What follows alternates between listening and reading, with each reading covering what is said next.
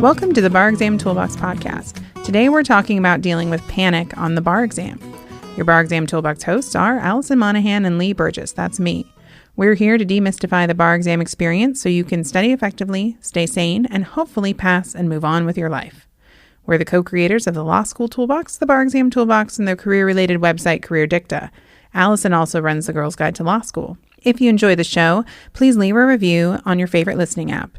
And check out our sister podcast, the Law School Toolbox podcast. If you have any questions, don't hesitate to reach out to us. You can reach us via the contact form on barexamtoolbox.com, and we'd love to hear from you. And with that, let's get started.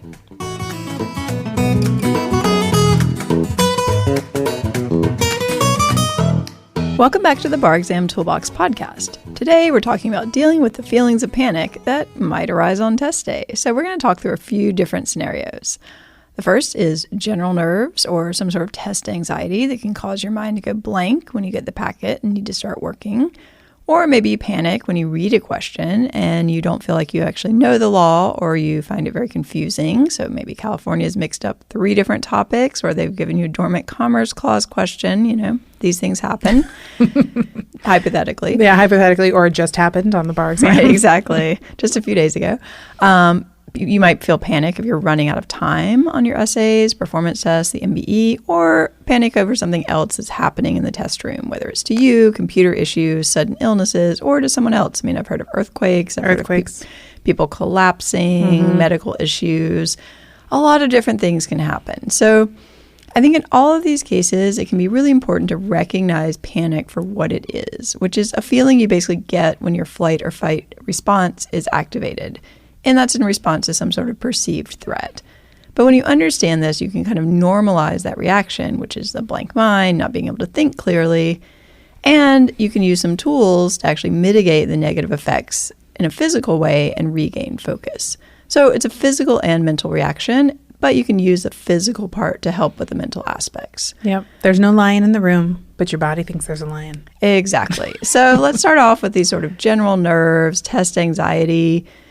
They can cause your mind to go blank when you get the packet. So, you know, you're at the bar exam, you've been studying for several months, they hand you the packet, they start the timer, you open it up, and you go, oh my gosh, what is this?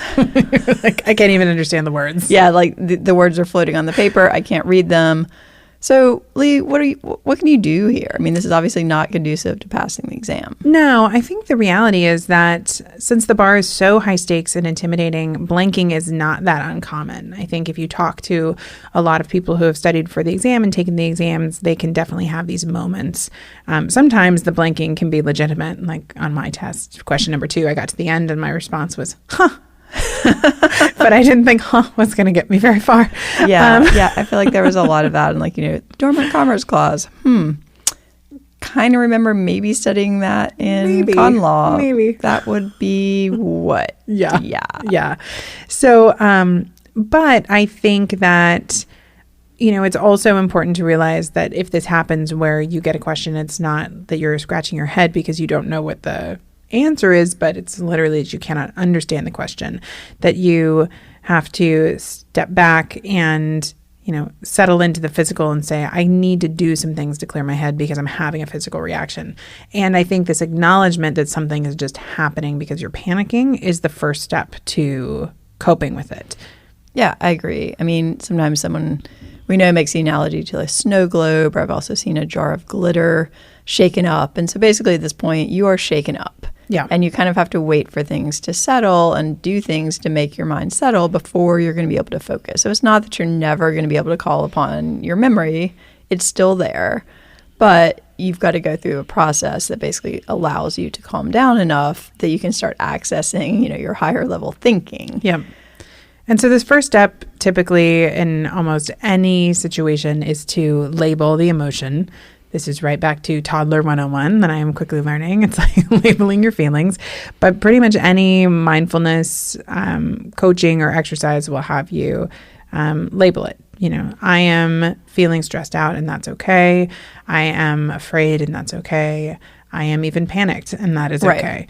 And the next thing you need to do is to breathe. Because one of the things that's happened is your brain is actually being deprived of oxygen because your body thinks there's a lion in the room and it's sending all of its resources to your physical body because most of your brain, they don't need your brain to run away from the lion.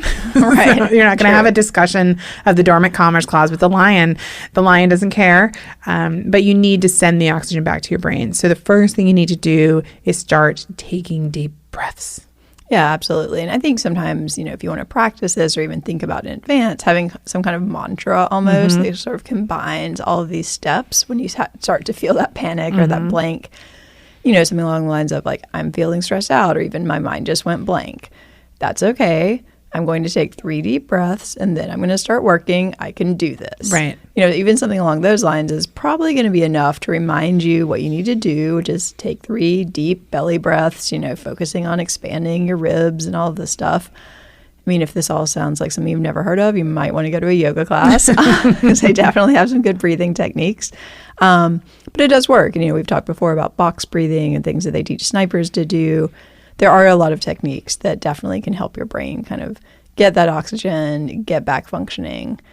And then I think you've got to have a plan and start executing on it because you want to have practiced your approach to a question and not just be kind of, free-ranging it on the exam. True. And I think it's important to note that this feeling of panic and this blank mind is probably not something that you are just experiencing the first time in the exam. It's possible, but a lot of students tell me when you sit down to do practice exams under timed conditions, maybe in a space that makes you feel slightly uncomfortable, that this can happen in the practice. So having this plan of attack, knowing what you're going to do to try and calm yourself down is so important because you can actually do it while you are practicing. Yeah, I think it's great if it happens while you're practicing because at that point, you're basically desensitizing yourself. If you have this experience the first time you do a question and then you do it again and again and again, presumably by the time you get to the exam, it's going to feel a lot more normal than if you just did your first question on the exam. Yeah.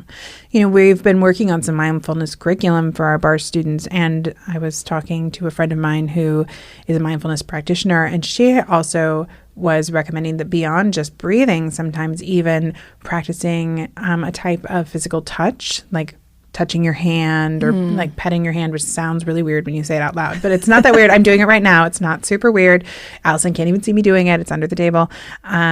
That can also be very calming. And so experimenting with these different techniques to see what you respond to is very powerful. And honestly, if you've never done any of this work, literally talking about breathing makes you breathe. Like while you were talking about taking deep breaths, I'm sitting over here being like, inhale. And it's the power of suggestion. So, just kind of having these internal discussions and dialogues with yourself is very powerful. Even if you don't buy into all of the very credible science that a lot of this stuff can actually change how our brains function, just try it. You might like it. Yeah, I think of it as tools. If you're in a scenario, it's better to have some tools if things are starting to go south than to just kind of be like, oh, my mind just went blank. I'm going to completely freak out. I'm going to leave the room and then I'm going to fail the bar. Right. That's probably not what you want to do. No. And hey, I've known people who've walked out of the test. Not just one person, more than one person, and you don't want to be that person. You want to have a better plan than walk out of the test. Yeah. All right. So let's talk a little bit about your plan for an actual question. So you've calmed yourself down enough. You're still feeling not so great about it, but you're ready to get started. So, here I think you want to do the same thing in the same way basically every single time. And it may take a while to find out what your personal process is, but you want to have a process that's become habitual. So it might be, for example, read the question while you're marking up key facts, and you might always use a highlighter. You might always use a pencil, whatever works for you. Like for me, I think I used a pencil the first time I read it, and then I used a highlighter when I was looking for the really key facts the second time, but I always did it the same way. And then maybe you jot down the elements of the law for the issues that you've spotted. This might be from an attack plan that you've memorized. You want to go in with a plan for topics that are likely to show up. Right. So, the dormant commerce clause might not be an attack plan you prepared, but you should have an equal protection plan, for example, like First Amendment. These things are very likely to show up. Yeah.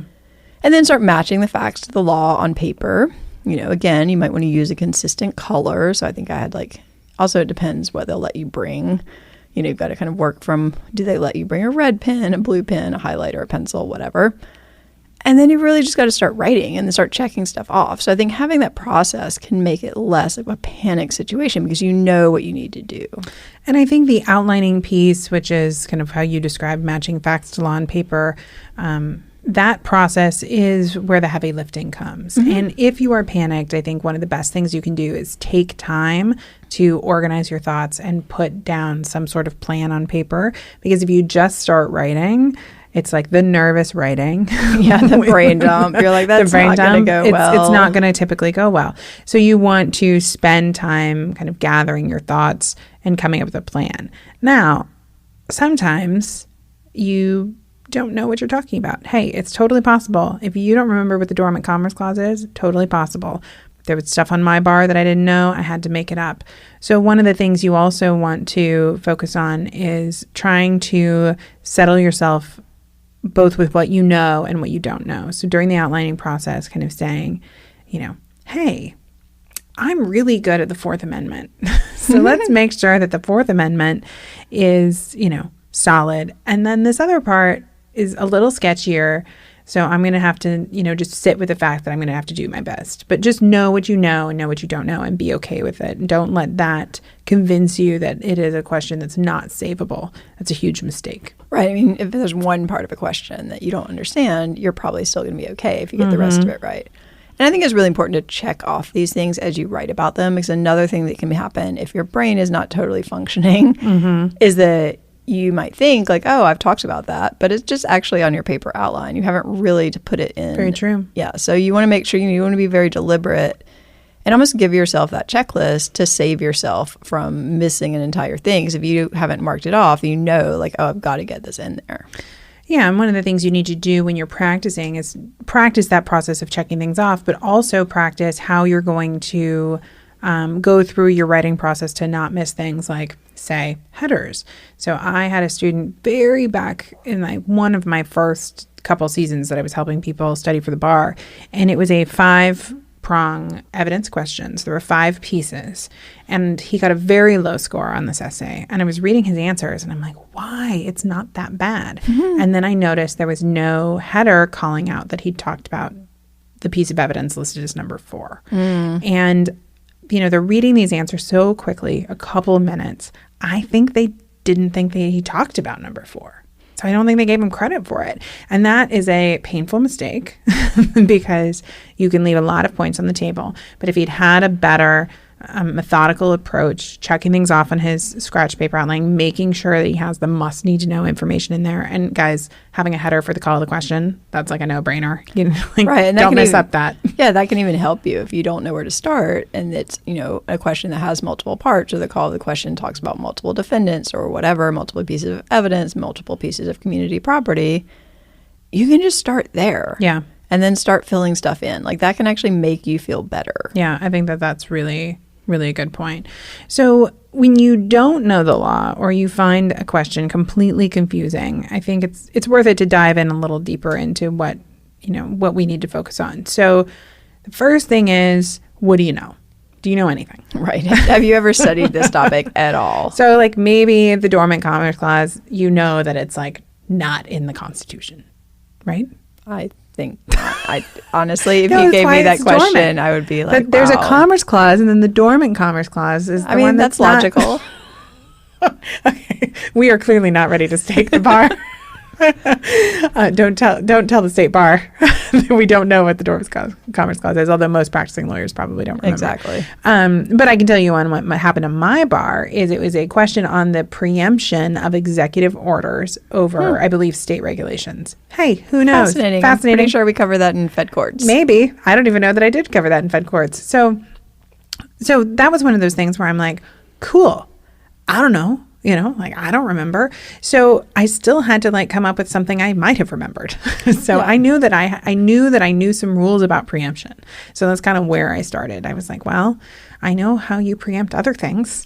There are the 2 parts. It's when it's like you explicitly preempted. Anyway, I'm not going to go off the cuff and talk about law that I don't have at the tip of my tongue.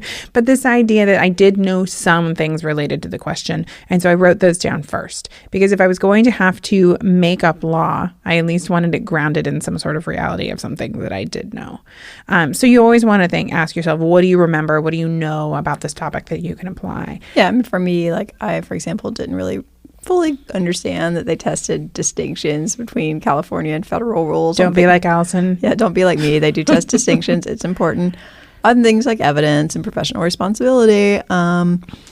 But, again, like I had some sense of what the rules, basically the federal rules were. And then I was like, well, if I had to make up a different rule, what would that rule be? That's probably the California version. Okay, I'll go with that. Yeah. I mean, I wasn't, you're not flying completely blind on most of this stuff. Exactly.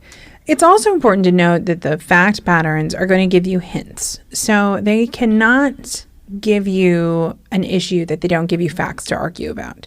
So there was another question a few years back that was on a checkpoint, but the checkpoint was like a walking checkpoint. They were stopping people on the sidewalk, not like a DUI checkpoint that people are more familiar with. But many people did not know the rule about checkpoints. Do you know the rule about checkpoints? No. So I don't either. I know that a DUI checkpoint is allowed. Right. I know that in certain circumstances, you're allowed to stop and frisk in certain circumstances, and you're allowed to have a DUI checkpoint. This seems to fall somewhere in the middle. Right, exactly. So let's say that that's the level of knowledge that you had going into reading this question. You can be like, okay, well, maybe you write down what your rules for a stop and frisk are. Maybe you need to, even if you don't remember the rules, try and rationalize why a DUI checkpoint is okay. Right? Why is that okay? And then look at the facts and see what facts they give you. Why were they stopping people? Why did they come up with this checkpoint? What neighborhood was it in? What neighborhood was it in? Was it, did it seem racially motivated? Did it seem like there were legitimate reasons for them to do this? You can kind of look at the facts, and then from the facts be like, I feel like there's like maybe some public policy here that has a balancing. I feel like they want me to talk about, like, is this a red flag that this happens to be in like a specific type of neighborhood that they've given me a lot of facts around? Right. Is there a potential for abuse of power by the police? And so I think what you want to do is see what you can glean from the facts, because this isn't the real world when you can say, well, we don't have adequate facts to talk about that. It's the bar world. They have to give you adequate facts. Right. They clearly want you to talk about these. So think about, what is this asking? What is this suggesting I might be able to talk about? Right. So if nothing else, list out the facts and then come up with some legal rules that you can apply the facts to. I mean, it's just that simple. So, that's one way to do it. If the question becomes very complicated, let's say that it's, very nuanced call of the question, or there are lots of pieces to it, make sure you break it into as many parts as you can and look carefully at what you're being asked to do, because you might need to know less than you thought, or you might know more than you thought. And it might just be that a piece of it is really what you're struggling with. Right, because we got, the recent exam apparently had a sort of triple combo question, at least so we've heard. But from multiple sources, so I feel pretty. Yeah, so we felt, so California got creative and actually combined not just 2 topics, but 3, which understandably people would freak out about. But if you really think about it, they can't go as in-depth on a thing that combines 3 completely separate areas of law as they could if they only had one of those areas. So it may be that you actually really don't need to know that much about any of those one areas to answer this question. Right. I think that's very true. I think that the other thing that you want to think about is that, everyone in the room is probably struggling. So if you feel like I'm the only one who doesn't know what the checkpoint rule is, that is just not true. Most of the room is probably sitting there thinking, they're scratching their head. Did we study this? Yeah, exactly. And then it's your job to make up some law that seems reasonable and formulate an answer, because ignoring an issue because you do not know the law is one of the fastest ways to fail the exam, because you get points for identifying the issue, and then you get points for doing the factual analysis, and then you get points for your rule statement, and then you get points for conclusions. So if you don't know the rule, you can still get points for issue spotting for analysis of an incorrect rule. They'll still give you points if you argue the facts and a conclusion. That's like 3 out of the 4. And so you never know how close you might get to passing if you still do the analysis. I mean, you might guess correctly on the law. Yeah. Like there's a limited universe of things that seem reasonable. You probably could, at least part of the time you're going to probably hit on basically the correct rule. And by the time you've sat for the bar, you have studied so much law that your gut reaction of what the law is might be right. You never know. Exactly. I think the worst thing you can do, as you said, is just totally ignore it. Be like, oh, this is a difficult question. I don't really understand. I don't know the law on this. I'm just not going to talk about it. I mean, that seems appealing, but that is not going to get you closer to passing. Yeah. Another thing you can do if you have the time, if you're not sure what the law is, but you kind of think like, well, it could be this or it could be that, you can always argue in the alternative. That's true. So, it's like, well, I think it's this. However, there's another rule that says this, and do your analysis. I mean, it's a time issue, but if you have the time and it seems like something is really important, it might not be the worst thing.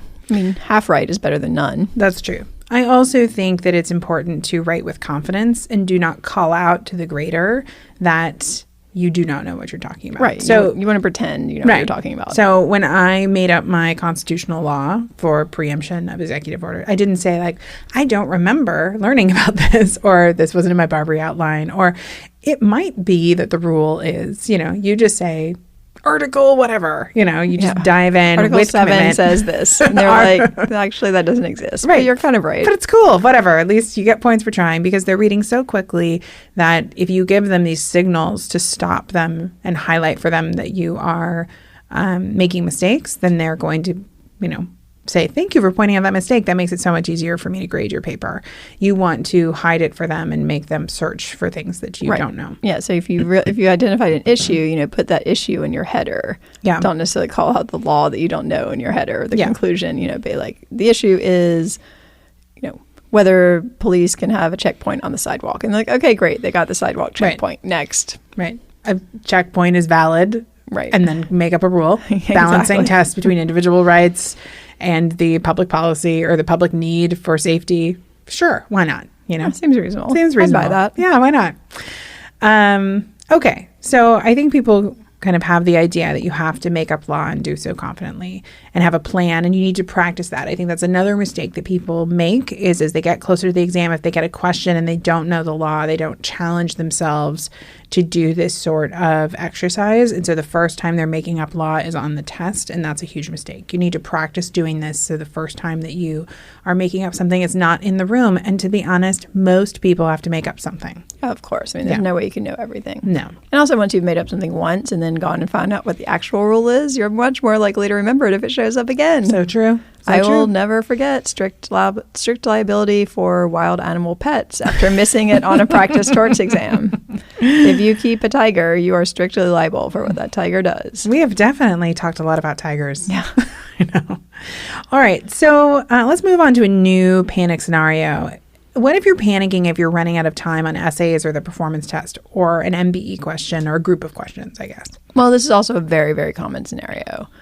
Some people always run out of time. And if you know that about yourself, I think it's even more important that you kind of practice techniques for how you're going to handle that. Mm-hmm. And then sometimes people run late for whatever reason. One of the essays is more complex than you expected, or for some reason you're having a bad day on the MBE. I mean, basically, you want to, again, take a deep breath and start to triage. And partly this depends on when you start to realize the problem. I mean, ideally, you're tracking your time carefully so that you avoid a last-minute crunch. Mm-hmm. For me, for example, for each essay, I would write down when I needed to move on to the next one. And I would give myself a buffer of like 5 minutes so that in the end, maybe I had 10, 15 minutes extra that I'd not allocated so that I had a little bit of wiggle room. Mm-hmm. But when it came time to move on, I moved on.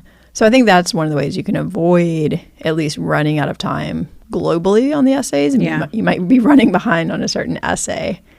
The same with the MBE. You want to be checking at checkpoints. Like, I've done 30 questions. At what point do I need to be at time-wise? And these are all things that, you can know in advance. You shouldn't be doing the math on the exam. Right. So if you're really behind on the MBE, I think the first thing I would do is fill in an answer for every remaining question. Yep. And you're just literally guessing at that point. You're not even reading the question. Yep.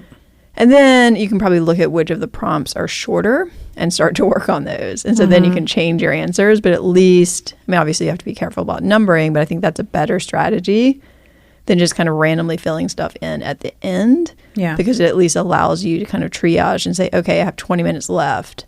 I have 20 questions left. Yeah. Obviously, I'm not getting to all of those, but maybe I can get to the shorter ones and actually get them correct. Yeah, I think that makes a lot of sense. I mean, the last thing you want to do is have anything blank. Right. You don't get penalized for wrong answers any more than just like you just don't get points for them. Right, but you don't put something. Yeah, you have to put something. I think for an essay, I really liked your point that you have to cut yourself off. I think that this is a point of discipline that people really struggle with, and you have to force yourself to work on this during your practice as well, because it's very indulgent to say, oh, well, I have 45 minutes for a 30-minute question, or 75 minutes for a 60-minute question, or 2 hours for a 90-minute performance test. I write a great performance test in 2 hours. Right. I don't care. That's great, but you only have 90 minutes. Right. Because nobody's reading what you're doing after 90 minutes. So you have to practice under these time conditions so you are used to cutting yourself off. I think with the essays, you never want to say, well, I'm going to spend 90 minutes, like in California, an essay is 60 minutes, 90 minutes on one essay, and then I'll write the second one in 30 minutes. Because the problem is the way that the point allocation works. They're all the same. They're all worth the same. So the difference between that really great number one essay, 5 more points, maybe even 10 more points, is not going to make up for a completely incomplete essay. No, and we see score reports all the time where you see that. You're like, oh, you did great on one of these essays and abysmally on the others. What happened? Oh, well, that one I felt more confident on, so I spent more time on it. And it's like, well, look at your other 2 scores for that session. They were terrible. Right. They lump all of these scores together. So you're looking for better than mediocre across the board. Right. It doesn't have to be much better than mediocre. No. I think for the essays, if you're running out of time, there are a lot of folks who recommend that just outlining your answer with some elements of the law and relevant facts or obvious arguments can be good. I think that that's true, but I think you have to be very careful about, again, waving a lot of flags for the grader that you are completely running out of time and don't know what you're doing. So that's a fair point. So I think that when you're doing your practice and you're practicing under these time conditions, it makes a lot of sense to practice how you finish something up quickly. And it may still be writing in quick, short paragraphs. Which you should always be doing. Which you should always be doing. But it may be even more streamlined. But you don't want to wave a red flag and show the grader that you really have no idea, that you left the last prompt and you don't have any time management skills for that. So it's a balance, but that's why you need to practice under time conditions so you can evaluate, what's a quick answer look like. Yeah, and I think you always want to be writing efficiently. I mean, if you look at the MEE, you have 30 minutes, so you have to be writing very efficiently on all of these essays. And then really anything you're doing to become even more efficient when you're running out of time, you probably ought to be doing most of the time anyway. That's very true. I think for the performance test, this is one where you really have to be disciplined throughout the process. So I really think that you need to leave enough time to write an answer. And again, the answer needs to look complete. So don't spend an hour reading the packet and only give yourself 30 minutes to write, because you probably can't physically write a complete answer in 30 minutes. And they aren't going to grade you on how much you understood about the packet. They grade you on what's on the paper. And so you need to give yourself enough time to actually do the writing. Now, if you plan for 15 minutes, so let's say you read 45 minutes, you read the packet, 15 minutes you write your outline, and then 30 minutes you write, and you can write a complete answer in 30 minutes, go for it. Great. Practice that. Make sure you can do it every single time. But you do want to make sure that you have enough time to execute an answer. Again, you could outline if you needed to, but you're showing them that you cannot manage your time and not complete the assignment presented to you. And that's one of the things that they're grading on. Yeah, I agree. I mean, I think outlining is your absolute worst case scenario that you do only if you've exhausted every other set of options. You're basically saying, you know what, I'm probably going to fail this essay or this performance test anyway. Yeah. Let me just get something down on paper and give it my best shot. Maybe it gets you 5 more points. Yeah, I agree. All right, so what about panic that happens in the test room? I think the time I took the bar, there was an earthquake in LA. I'm pretty sure, actually. It was either that or right after my bar. Yeah, I think this is one where you just kind of have to practice that Zen non-attachment and try to focus on your own work. I mean, I remember when I took the bar in Massachusetts, in the middle of the essays, the woman behind me burst loudly into tears.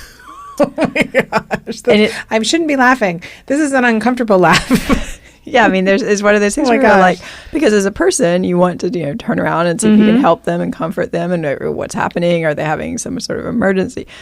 But as a test taker, you just want to be writing. Right. So, I mean, later at the break, I did actually ask her, was everything okay? But in the moment, until that buzzer went off, I just basically turned around and did my own work. Yeah, it's really hard. I've heard the stories of people collapsing or fainting. Lots of crazy stuff can happen. I know that a few years after I took the bar, power strips at one of the testing stations in California went out. So nobody had places to plug in their computers. So everybody's computers just started crashing and running out of battery at various different points, depending on how old your computer was. I mean, crazy stuff. But the reality is that, you have to make the best of the situation you're in. And even when there was an earthquake, the graders did very little to accommodate the people who dove under their tables. Yeah, they're not going to give you extra time because you had to take 5 minutes to not die in an earthquake. It's very crazy how strict they have to be to create a uniform approach across Which, of course, board. It's not uniform once you've had an earthquake, but... That's, okay, good point. Well, they do what they do, whether it's good or bad. Yep. But you can only worry about your experience. So what you want to do is practice, maintaining your composure. Maybe, again, you're calling on the breath. Maybe you need to leave the room briefly or go, throw water on your face. But, this is why, again, you want to practice under time conditions. Maybe you go to a library that's not a law library where crazier stuff's happening, where a kid might be crying or there might be something going on. I only say that because I've totally been the mom who's baby is screaming in the library. But you might want to practice being around more distractions. Is it enough to have your earplugs in, if you're allowed to wear earplugs in the exam, to see how you can kind of fight through? Yeah, when I took the LSAT, they were doing jackhammering construction in the parking lot literally next door. Oy. They did not give us any extra time for that. Oh, that's just... And you're just like, okay, I'm just going to try to focus. That's all you can really do. I mean, regroup at the break, basically, if you're having some sort of minor medical thing. I mean, maybe you can go to the Walgreens and get yourself some Tylenol or some antacids or whatever it is. But basically, you're just going to have to power through. Yeah. Do you remember the jackhammering project across the street from my house for a year? I do. Yeah. Yeah. We didn't have a lot of business meetings at my house during that was time. Pretty awful. It was pretty awful. Right. Well, unfortunately, we're about out of time. Any final thoughts on this? I think like most things around the bar, you just have to have a plan and practice executing that plan. So I think one of the things that you said earlier on the podcast that's so important is that this is about creating habits. Habits for when things are going well, habits for when things are not going well. And the only way that you can create a habit is if you do something over and over again. And I think especially if you are someone with any sort of learning differences or clinical anxiety, I know that students with ADHD or any type of attention issues find that having these habits and these very structured approaches to dealing with all of these situations and more that we've talked about really helps kind of ground them and move them through the space. So like most things, practice, and do some more practice. And the more tools you have at your disposal, the more things you're going to be able to call on when you need them in that moment. Yeah. And if you're interested in, learning more about the breath and mindfulness, there are so many different resources out there. You can do mindfulness training on your phone by downloading an app. You can go to a class. You can go do a workshop. You can read about it online. But the reality is, again, it's something that you can create a new habit. I think what you have to do something for 21 days to create a habit. I think so, yes. Yeah. So just 21 days. 21 days. You study for the bar longer, most people, than 21 days. You can create a new habit and have some new skills that you can call on. And that could be the difference between passing and failing. Who knows? Yeah, it's all about focus. Well, we want to take a second to remind you can check out our blog at barexamtoolbox.com, which is full of helpful tips to help you prepare, hopefully stay sane as you study for the bar exam. You can also find information on our website about our courses, tools, and one-on-one tutoring programs, which support you as you study for the UBE or the California Bar Exam. If you enjoyed this episode of the Bar Exam Toolbox podcast, please take a second to leave a review and rating on your favorite listening app because we would really appreciate it. And be sure to subscribe so you don't miss anything. If you're still in law school, you might like our popular Law School Toolbox podcast as well. If you have any questions or comments, please don't hesitate to reach out to Lee or Allison at lee@barexamtoolbox.com or allison@barexamtoolbox.com, or you can always contact us via our website contact form at barexamtoolbox.com. Thanks for listening, and we'll talk soon.